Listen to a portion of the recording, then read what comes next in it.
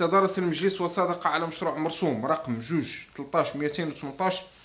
يغير ويتمم بموجبه المرسوم رقم 2/02/376 الصادر في 17 يوليوز 2002،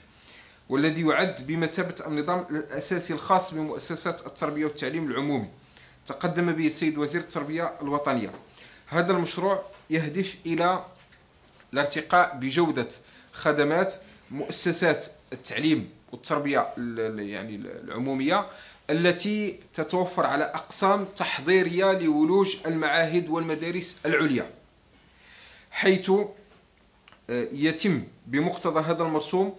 إحداث منصب مدير مكلف بهذه الأقسام، يتم انتقاؤه من بين أطر هيئة تدريس العاملين بالأقسام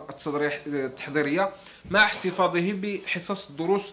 الأسبوعية الملزم بها بصفة نظامية داخل هذه الأقسام. هذا المشروع يحدد أيضا المهام التي سيتوكل لهذا المدير المكلف بالأقسام التحضيرية